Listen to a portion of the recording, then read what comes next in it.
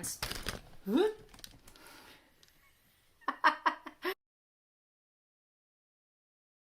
Hello friends, welcome to my first reading vlog on Hannah Lost the Plot. I'm Hannah. Let's see if I'm going to lose the plot. I am really excited to kind of get stuck into doing this sort of stuff, the sort of content that I enjoy watching. I'm hoping it's the sort of content I'll enjoy creating, but fuck it, we'll see. For my first vlog, I'm keeping it simple, and I am going to be reading Autumn by Ali Smith, who is an author that I really, really love, but have come to quite late. So I have never read the seasonal quartet before. Autumn is my favourite season. It's also currently the middle of November. So we've technically only got like 2 weeks left of autumn, and I'm really keen to like ram in as much like autumnal stuff as I possibly can. So we're going to make some apple pie, we're going to go on some beautiful dog walks. Yeah, with you. I'm going to read this. I might read some other autumnal things along the way. It kind of depends how this goes.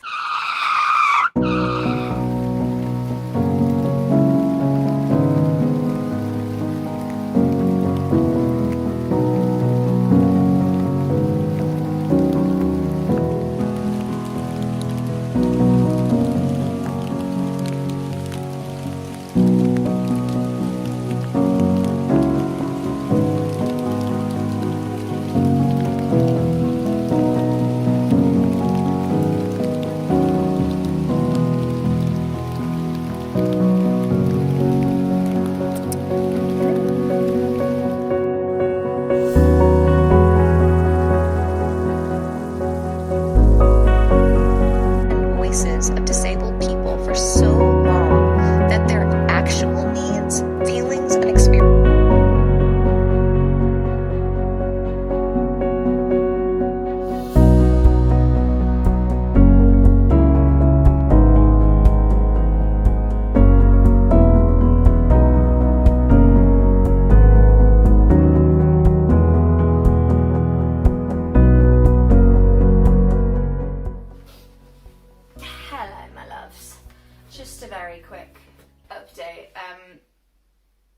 Welcome to my basement hotel room in Westminster.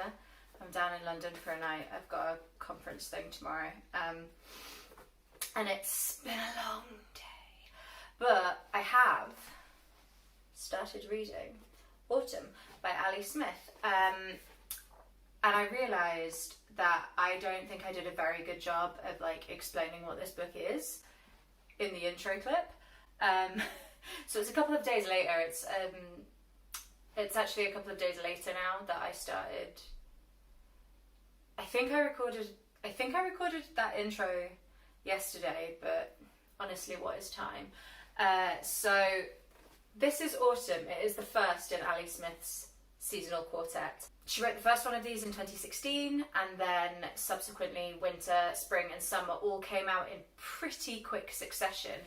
And I believe that the premise is that she was responding quite overtly to what was going on at the time.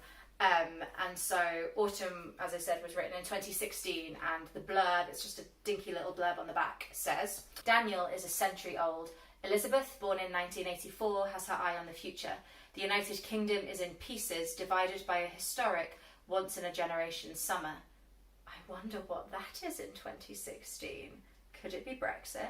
Love is won, love is lost. Hope is hand in hand with hopelessness. The seasons roll round as ever. And I have not read very much of this. I started it just on the tube earlier, so I have read about 40 pages, and it's just doing what I love so much about Ali Smith's writing. She plonks you into a situation. She doesn't,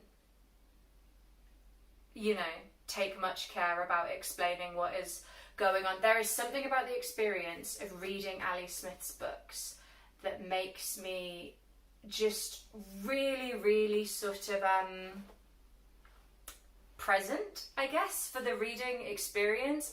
Like, I don't try and second guess her. I don't try and figure too much out. I think there's something about the way that she writes that feels very present and very immediate that just makes me kind of go, okay, tell me your story and I will just trust that you will let me know what I need to know when I need to know it.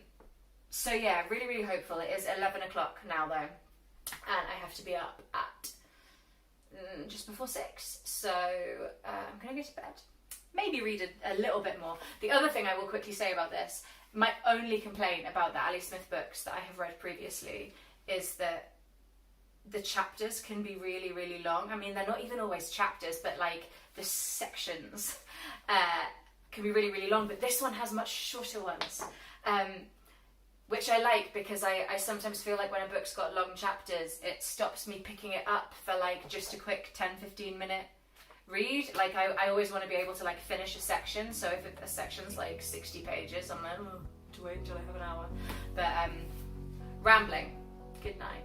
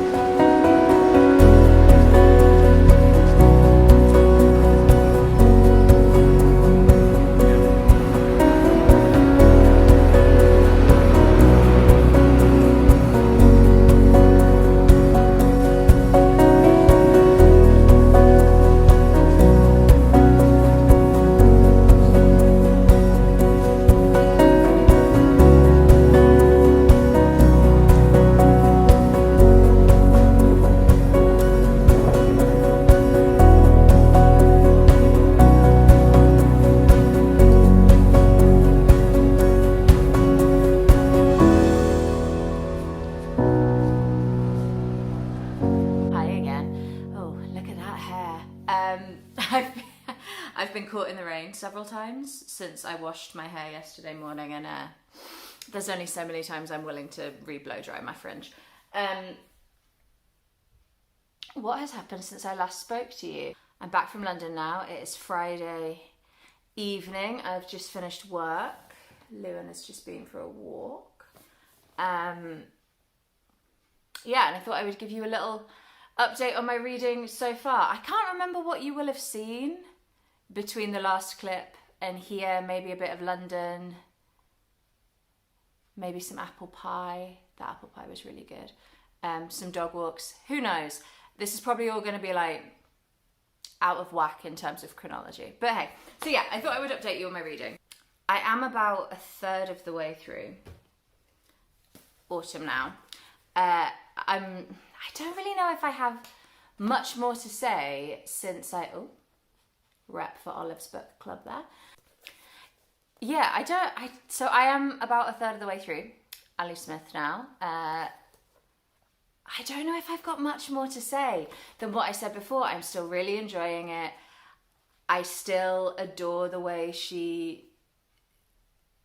every time I read an Ali Smith book, I'm struck by this sort of, they're such ordinary people and yet really not ordinary at all. Because it's like, how did you I would love to know how she picks her characters, how she picks her narratives, because on the one hand, yeah, they're like just incredibly sort of pedestrian, ordinary, but she's able to elevate them so much, and I'm like, she's so good. She's so good. But yeah, I'm really, really enjoying it. I haven't had a huge amount of time to sit down and read, so I am hoping to finish that this weekend, and then we can wrap this vlog up. But still very much loving it. Ali Smith is still queen. Oh, can't really tell. Can you read that there with the old foil? But yeah, still really enjoying that. I also, because I normally have a few books on the go, because that's just what I like. I started listening to The Stubborn Light of Things by Melissa Harrison, which is a nature diary, non-fiction nature diary by the writer Melissa Harrison. It's not completely autumnal, but it follows over a few years where she goes from living in Streatham in London, which is actually the part of London that I used to live in. And then she moves to the Suffolk countryside. And it's a lovely, quiet, reflective book. I'm really, really enjoying listening to it. Melissa narrates it herself. And it is making me really want to be better at taking notice of the nature here. I think what she was saying when she was like in London is that everyone kind of goes, oh, like cities, there's no nature anywhere, but actually the wildlife that you can find in cities is all there. You can access it all. You just kind of need to know. You just kind of have to notice it, I guess. So I'm definitely wanting to get a bit better at noticing the wildlife that we have around here. I mean, there's a few things, like we have kingfishers, or at least a kingfisher that rears its head every so often in our local park, which is very exciting, and we've got deer and stuff. But I definitely every little brown bird just looks like a little brown bird to me. Do you know what I mean? But I am really enjoying listening to that. It's very relaxing. Now, because I don't have a brilliant memory, I feel like I'm not remembering a lot of what she's saying, because it's sort of tracks what she's seeing, but it also kind of gives you some more information about the different species and stuff. And I always feel bad when I can't remember things like that. And I'll never forget my best friend, I was talking to her about that maybe like a year ago, and how I always feel bad when I'm like reading non-fiction that I can't remember everything, even when I've really enjoyed the book. And she was like, does it matter if you can remember it? And I was like, does it not matter if I don't remember it? And I was like, I always think of that when I'm like beating myself up for not remembering details, of being like, if I remember like what the book was about, maybe that's okay. I am preparing myself for people to be like, no, it's not okay, you should remember the facts. But hey, the facts don't stay in here. I'm sorry. I'm really enjoying the Melissa Harrison, but I've only got about 45 minutes left of that.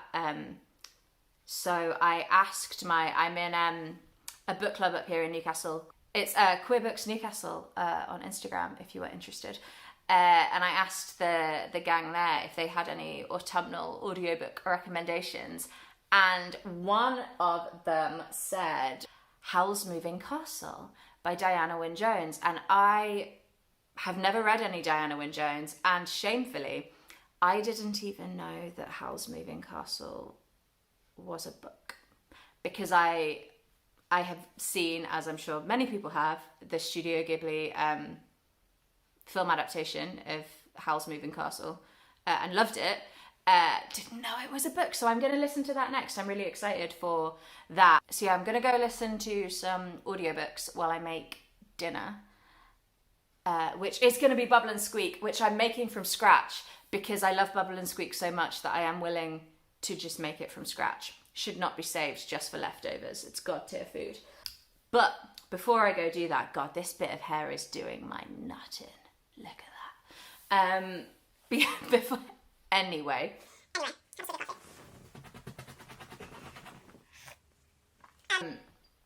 But yeah, before I go to make dinner, I thought I would show you some books that I've got since I started recording this vlog.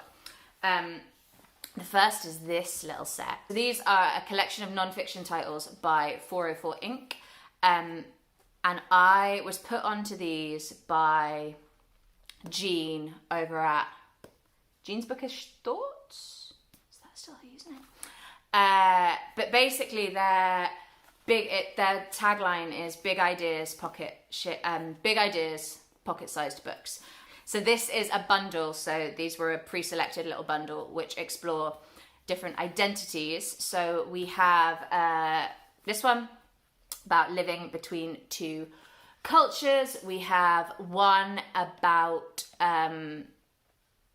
adult adoptee identities. We have this one about Blindness, and we have this one about Transmasculine Identities, and I'm really excited to get to all 4 of them. I love the idea of just, they're so dinky, just like little 60-page things, but I'm looking forward to dipping into them. I thought they might be a slightly cynical way of upping my numbers for non-fiction November. But also, I realised earlier, which I hadn't realised before, they've got these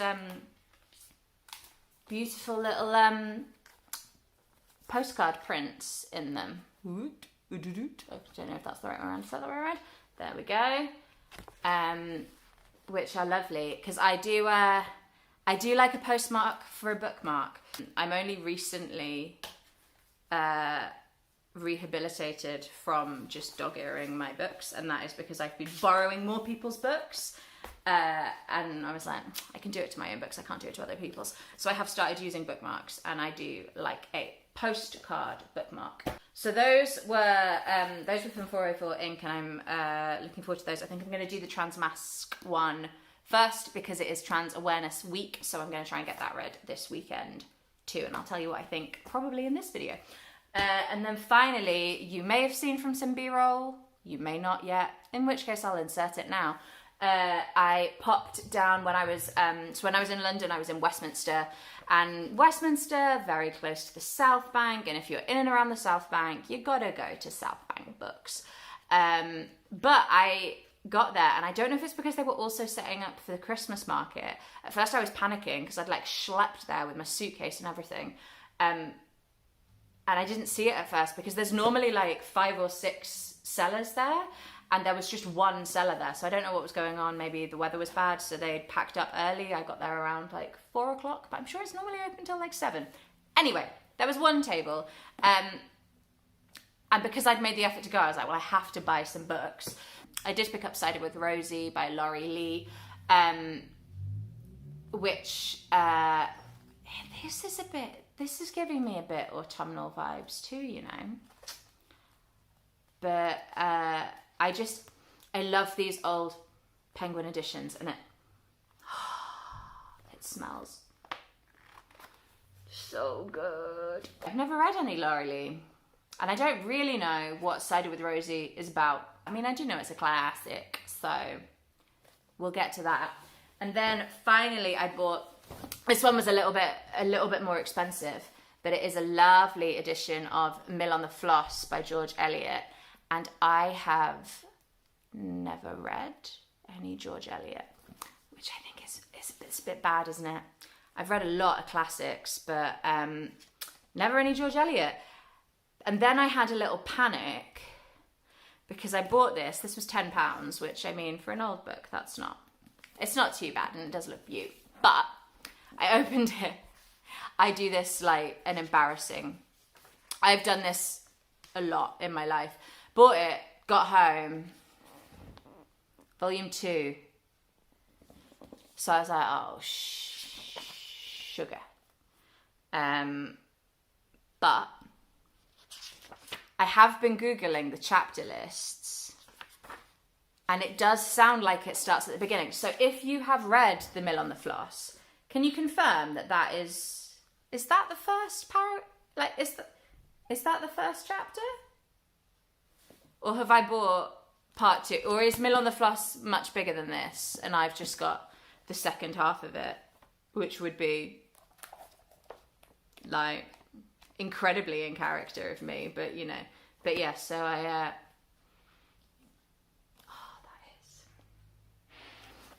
great. That is but yes, I'm hoping to get to that. I always fancy around Christmas crime and classics, so I might get to this over Christmas or January maybe. But I mean, you know, it's been around for bloody ages, so there's no rush. At night, the wood pigeons leave the fields and roost in the village's conifers and other evergreens.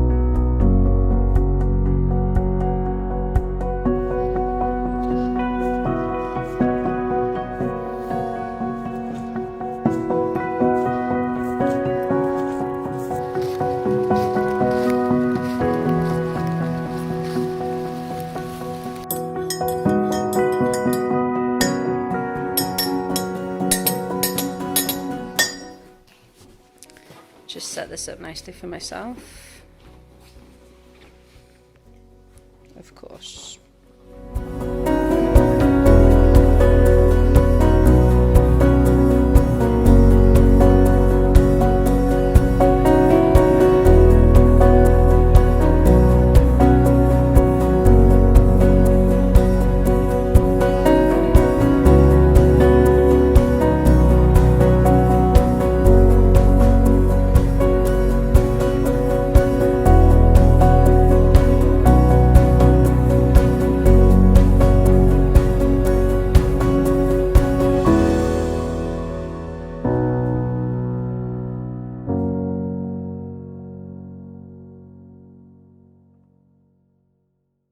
Hi, this is a quick PSA. This is Hannah from the future. The clip that you're about to see is me wrapping up like the end of the vlog with my final thoughts, because I did finish reading the book. And what I wanted to say quickly is that I decided to shoot that not using my front face camera because I wanted it to be slightly better quality. But what that means is that I couldn't tell how much I was slouching. And I do slowly descend out of the frame on a few occasions, and I just wanted to say I've seen it, I've clocked it, and I'm choosing to do absolutely fucking nothing about it, because the thought of refilming it and having to awkwardly remember what I'd said, I just I'm not going to do it. So sorry, let's just add that to the list of things that I am continuing to learn as part of this process, and hey, fuck it. I'm not doing this for money. I'm doing this for fun, and I think it's fun to see myself like whoop, out of a frame. Bye. Enjoy. Hi. I finished.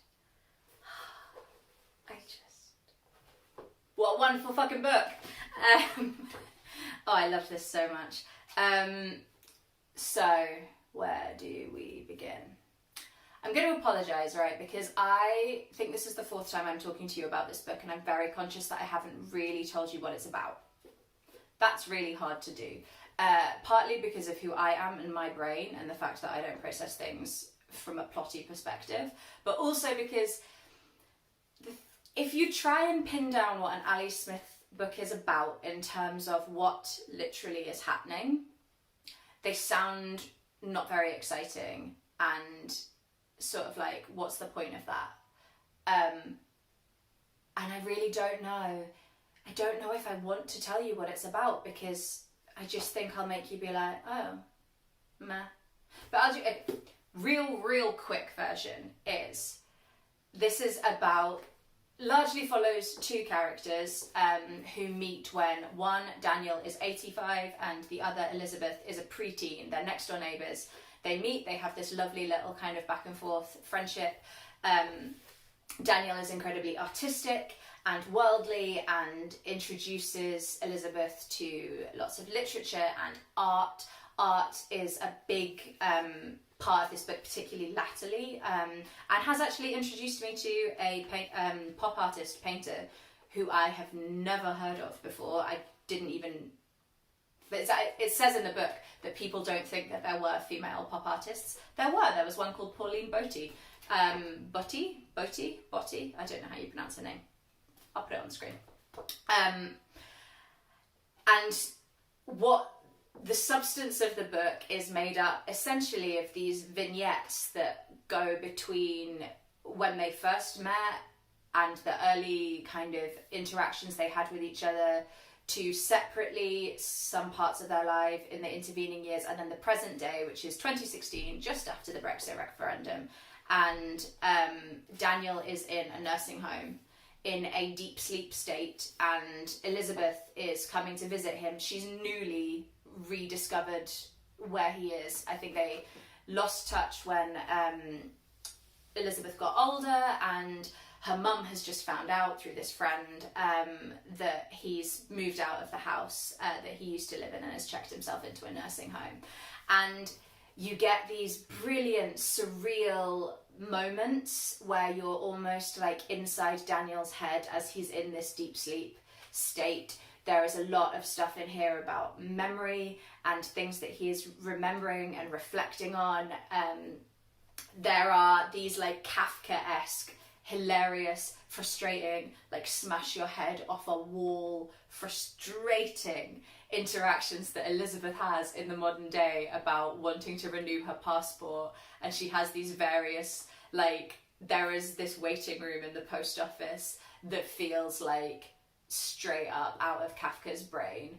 Like, the numbering system doesn't work. She's told her head is the wrong size. Like, it's so funny, just so funny.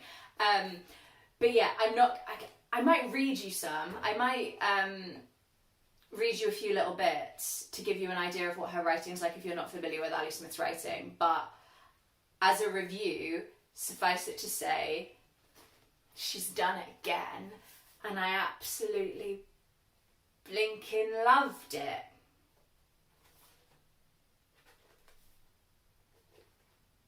Very happy. Actually, I'm back again just quickly to say that I wanted to mention the Brexit stuff, because I think I said in a previous clip that this was written in the aftermath of the Brexit vote. I think it is one of the first books, if not the first book, that was published post-Brexit that kind of deals with it. I will say Ali Smith deals with it in an incredibly light touch way. So if you are the sort of person that would be like, I don't want to read a Brexit book, it's not a Brexit book. The social issues that led to that sort of factionalism and how we engage with each other, that is present in this book. There is a kind of looming presence of this vote that exists in the universe, but it's not, you know, like there are no awkward, horrible, like forced scenes in here where two characters debate the European Union. That's not what this book is. But it is really, really interesting to read it with the lens of that. And I just, yeah, I think she dealt with it really well. So I have finished the Ali Smiths, and I'm going to wrap this vlog up here. But I know I did mention a few other things that I was reading or was going to read.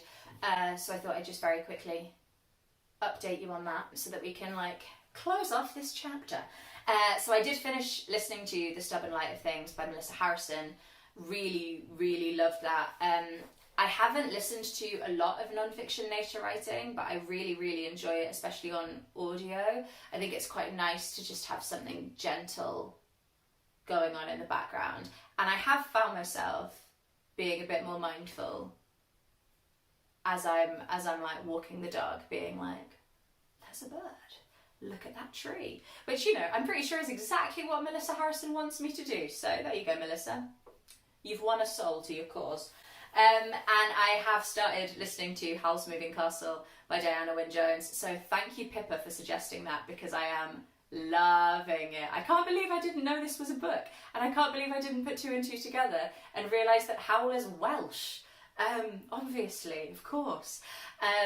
So that is lovely, and I'm really enjoying listening to that.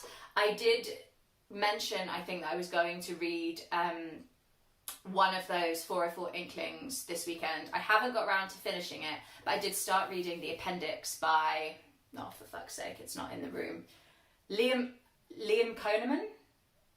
If that's not his name, I will correct myself somewhere here. And I think that's going to be really interesting. So the premise, these are these little non-fiction books. So the Appendix is Liam is a trans man and started writing down on his phone every time he saw someone every time he saw something that was transphobic or trans erasing or excluding in the world. He made a deal with himself that he wasn't going to go looking for it, so he wasn't going to go to social media accounts where he knows that people are transphobic. Just if he happened to be picking up a newspaper and reading an article and there was something transphobic in there, he was going to make a note of it. And he came to call this collection of things the Appendix. And he was coming across sort of 4 to 5 pieces a day. And then, so he's talking about this in the introduction, and then about why he stopped doing that, because actually immersing himself in all of the small and big ways that his identity was being attacked, erased, or ignored, was not allowing him to live a joyful life, and that there is a huge amount of joy in being a trans person.